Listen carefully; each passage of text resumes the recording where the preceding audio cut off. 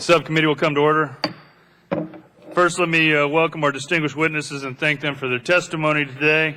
I especially want to thank OMB Controller Daniel Warfel and Secretary Principi for a second round with our committee.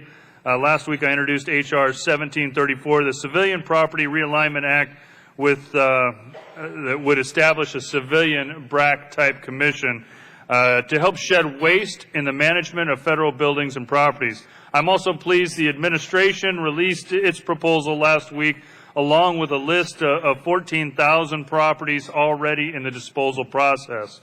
By OMB's estimates, our proposals could save the taxpayers more than $15 billion, but as discussed at our April hearing, to achieve these savings, any solution must incorporate key principles to consolidate the footprint of federal real estate, house more federal employees and less overall space, reduce our reliance on leased space for long-term requirements, sell or redevelop high-value assets that are underutilized or too valuable for housing federal employees, and lastly, dispose of surplus property much, much quicker. I'm glad both proposals adopt these principles and appreciate the discussions we've had with OMB to ensure that we have the right solutions to generate real savings for the taxpayer. Today, the purpose of the hearing is to discuss the specifics of the legislative proposals and receive meaningful input from the witnesses. It's important that we get this right from the get-go. And receiving input from experts and key stakeholders will be critical. For example, the administration provides special consideration for overseas properties in its proposal, and I am pleased Undersecretary Kennedy is here today to provide input on those provisions. In addition, we know we must expedite the disposal of unneeded properties through streamlining the current process, but at the same time, we need to clarify, we need to carefully examine how we cut through the red tape to ensure there are no unintended consequences. I first proposed a civilian BRAC commission at our subcommittee's first hearing in February, and the President has now proposed a commission for the 2012 budget.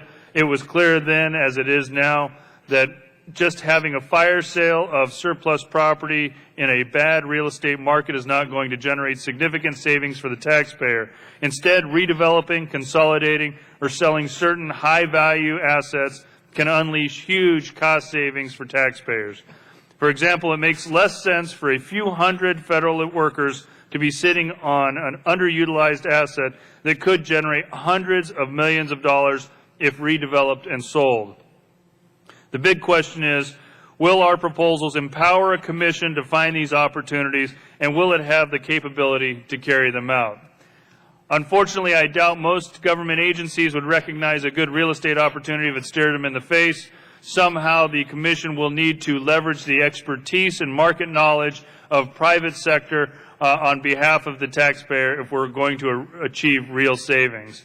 I believe this is an important point, and I hope our witnesses can help us find a way to do it.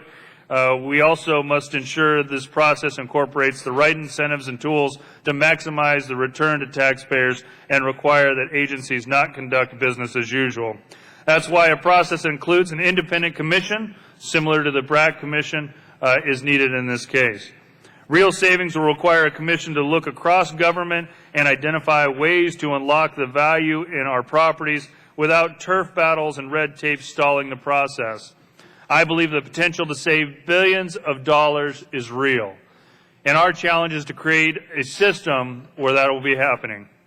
Again, I thank the witnesses for being here today, and I look forward to your recommendations for improving our legislation.